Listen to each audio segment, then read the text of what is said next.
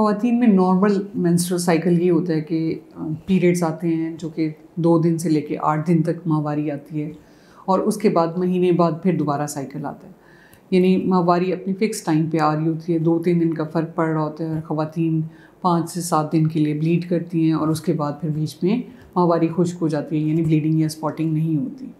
लेकिन अगर आपको ये अपनी माहवारी के फ़िक्स टाइम के अलावा खून आना शुरू हो जाए, खून के दाग लगने शुरू हो जाएं, इर्रेगुलर ब्लीडिंग स्पॉटिंग होना शुरू हो जाए, तो इसकी मुख्तलिफ़ वजूहात हो सकती हैं जिसको इन्वेस्टिगेट करके प्रॉपरली ट्रीट करवाना ज़रूरी है।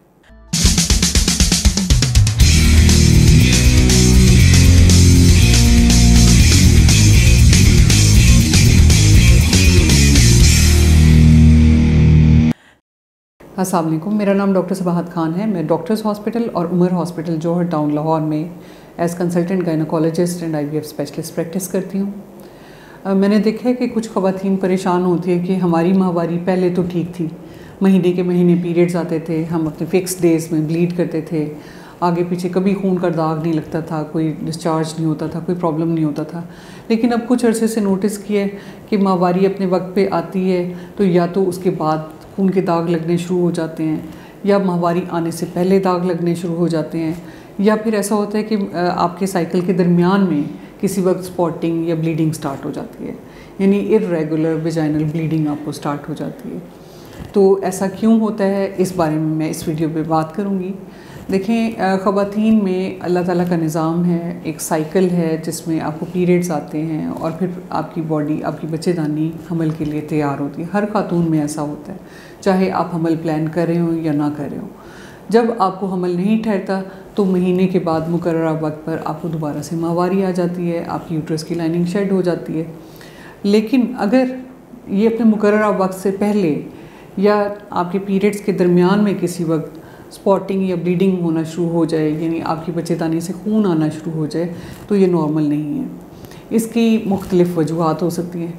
सबसे पहले तो आपकी बॉडी में हार्मोनल इम्बैलेंसेस यानी हार्मोन्स डिस्टर्ब होना, ये एक बड़ी वजह है और कॉमन वजह है जिसमें ख़वातीन में इर्रेगुलर ब्लीडिंग या स्पॉटिंग देखी गई है। जिसमें बाज़ औक़ात आपके थायराइड हार्मोन डिस्टर्ब होते हैं, बाज़ औक़ात आपका प्रोलैक्टिन लेवल डिस्टर्ब होता है, बाज़ औक़ात आपको कोई आपके और हार्मोन्स डिस्टर्ब होने की वजह से आपकी डिस्टर्बेंस होती है यूट्रस की लाइनिंग में और वक्त से पहले वो शेड होना शुरू हो जाती है और वेजाइनल स्पॉटिंग या ब्लीडिंग होना शुरू हो जाती है। कुछ ख़वातीन जो है वो हमल में वक्फ़े के लिए कोई हार्मोनल मेडिसिन्स यूज़ कर रही होती हैं या किसी और रीज़न की वजह से हार्मोनल मेडिसिन्स यूज़ कर रही होती हैं, तो इन हार्मोनल मेडिसिन को एडजस्ट करने के लिए भी बॉडी को टाइम चाहिए होता है। तो बाज़ औक़ात शुरू में जब ये आप हार्मोनल मेडिसिन यूज़ कर रही होती हैं या बाज़ औक़ात हमल में वक्फ़े के लिए मायरीना यानी छल्ला जिसके अंदर हार्मोन्स होते हैं इसका इस्तेमाल किया जाता है, या बाज़ औक़ात इम्प्लेनॉन जो कि हार्मोनल कॉन्ट्रासेप्टिव है वो इस्तेमाल करते हैं, तो बॉडी को एडजस्ट करने में टाइम लगता है। ऐसी सूरत में इर्रेगुलर स्पॉटिंग ब्लीडिंग हो सकती है। या बाज़ औक़ात आप कुछ ऐसी मेडिसिन्स लेते हैं जिससे हार्मोन डिस्टर्ब होते हैं, तो वो भी इर्रेगुलर यानी आगे पीछे आपको माहवारी या स्पॉटिंग या खून आने की वजह हो सकती है। यंग ख़वातीन में हमल से रिलेटेड प्रॉब्लम की वजह से भी स्पॉटिंग हो सकती है कि बाज़ औक़ात पीरियड्स रेगुलर आ रहे होते हैं, फिर उसके बाद पीरियड्स के दरमियान में स्पॉटिंग होना शुरू हो जाती है और हमल ठहरता है। इसे इम्प्लांटेशन ब्लीडिंग कहते हैं, यानी जिस वक्त बच्चेदानी में बच्चा अटैच हो रहा होता है तो बच्चेदानी की जगह पे, उस जगह पे से थोड़ी सी ब्लीडिंग होती है जो शेड होती है और स्पॉटिंग की शक्ल में ज़ाहिर होती है। बाज़ औक़ात एक्टोपिक प्रेगनेंसी होती है, यानी जो हमल है वो अपनी सही जगह पे नहीं ठहरा हुआ, बच्चेदानी के अंदर नहीं होता, बाहर कहीं होता है और फिर वो ग्रो नहीं करता, हार्मोन्स उससे वो रिलीज़ नहीं होते जो बच्चेदानी के अंदर वाले हमल के लेवल्स होते हैं वहाँ तक नहीं पहुँचते, जिसकी वजह से ख़वातीन को ब्लीडिंग या स्पॉटिंग होना शुरू हो जाती है। बाज़ औक़ात हमल ठहर जाता है, ख़वातीन को अंदाज़ा नहीं होता कि हमल ठहर गया और फिर उसके बाद मिसकैरेज हो जाता है, यानी हमल ज़ाया होता है, तो ऐसी सूरत में भी इर्रेगुलर ब्लीडिंग या स्पॉटिंग हो सकती है। इसके अलावा एक और बड़ी वजह इन्फेक्शन है। इन्फेक्शन बहुत कॉमन है ख़वातीन में। एक तो उनकी जनरल हेल्थ अच्छी नहीं होती, खून की कमी होती है, अपनी सेहत का वो ख्याल नहीं रखती, हेल्दी डाइट नहीं लेती, तो जिसकी वजह से उनका इम्यून सिस्टम स्ट्रॉन्ग नहीं होता। उनको इन्फेक्शन होते रहते हैं वक्तन फ़वक्तन, यूरिन के इन्फेक्शन होते हैं, इसके साथ साथ विजाइना के इन्फेक्शन होते हैं और विजाइना के साथ ये इन्फेक्शंस बच्चेदानी के अंदर भी चले जाते हैं। और जब बच्चेदानी इन इन्फेक्शन से मुतासिर होती है तो उसमें फिर इर्रेगुलर ब्लीडिंग, स्पॉटिंग होती है और बच्चेदानी के अंदर की झिल्ली शेड होना शुरू हो जाती है, जिसकी वजह से ख़वातीन काफ़ी परेशान होती हैं। बाज़-औक़ात बच्चेदानी के अंदर स्ट्रक्चरल डिफेक्ट आ जाते हैं, यानी बाज़-औक़ात फाइब्रॉइड बन जाते हैं जिसे रसोली कहा जाता है, उसकी वजह से भी कुछ ख़वातीन को इर्रेगुलर स्पॉटिंग या ब्लीडिंग हो सकती है। कभी कभी यूट्रस के अंदर कोई गदूद बन जाते हैं जिसे हम पॉलिप कहते हैं। जब पॉलिप बनते हैं उसकी वजह से भी इर्रेगुलर स्पॉटिंग या ब्लीडिंग हो सकती है।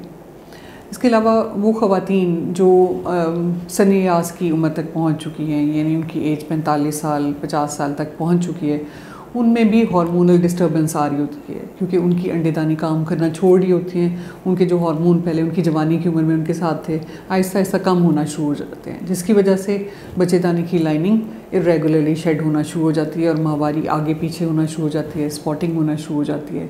तो ये माहवारी यानी मेनोपॉज के करीब जो हार्मोनल डिस्टर्बेंस है वो भी इरेगुलर स्पॉटिंग या ब्लीडिंग की एक बड़ी वजह है। बाज़-औक़ात हार्मोन्स के इफेक्ट की वजह से बच्चेदानी की झिल्ली थिक हो जाती है, मोटी हो जाती है, जिसे हम एंडोमेट्रियल हाइपरप्लेजिया कहते हैं। जब वो बहुत ज़्यादा थिक हो जाती है तो वो शेड होना शुरू हो जाती है, उसमें भी स्पॉटिंग होती है। बाज़-औक़ात बच्चेदानी के अंदर की लाइनिंग में इन्फेक्शन हो जाता है, जिसे एंडोमेट्राइटिस कहा जाता है, वो भी ब्लीडिंग या स्पॉटिंग की एक बड़ी वजह है।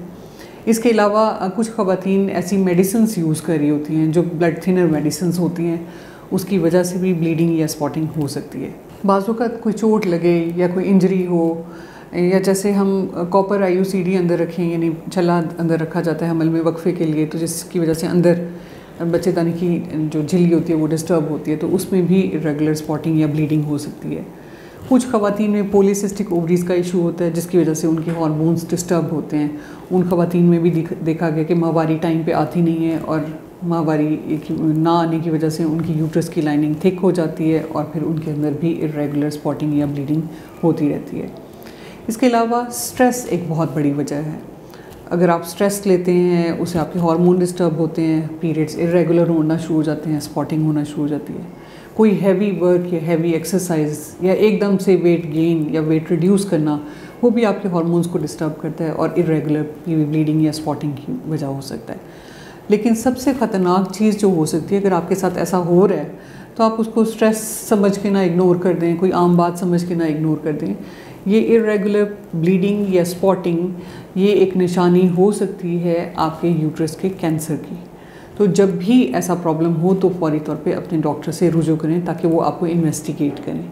अगर ऐसा कोई प्रॉब्लम होता है तो सबसे पहले आपकी डॉक्टर आपका एग्जामिनेशन करती हैं, आपसे हिस्ट्री लेती हैं कि आप कोई ऐसी मेडिसिन तो नहीं ले रही जिसकी वजह से आपको इरेगुलर ब्लीडिंग या स्पॉटिंग होती है। वो आपसे पूछती हैं कि आप हमल के लिए ट्राई तो नहीं कर रही। फिर उसके बाद फिर आपका अगर हमल के लिए ट्राई कर रही हैं तो सबसे पहले आपका हमल का टेस्ट कराया जाता है, आपका अल्ट्रासाउंड कराया जाता है जिसमें देखा जाए कोई अंडेदानी में कोई प्रॉब्लम तो नहीं है, आपके यूट्रस में कोई प्रॉब्लम तो नहीं है, कोई पॉलिप तो नहीं है, कोई फाइब्राइड तो नहीं है, या कोई कैंसरस चेंजेस तो अल्ट्रासाउंड पे नज़र नहीं आ रहे, तो वो देखे जाते हैं। इसके अलावा कुछ ब्लड टेस्ट किए जाते हैं जिसमें मुख्तलिफ़ वजूहात को डायग्नोज किया जाता है। जो भी प्रॉब्लम आइडेंटिफाई होता है आपकी डॉक्टर उसके मुताबिक आपको ट्रीटमेंट सजेस्ट करती हैं। तो जब इरेगुलर ब्लीडिंग स्पॉटिंग आपको हो रही हो तो उसको इग्नोर मत कीजिए, उसको फौरी तौर पे अपने गायनेकोलॉजिस्ट के पास जाके इन्वेस्टिगेट कराइए और उसका प्रॉपर इलाज कीजिए।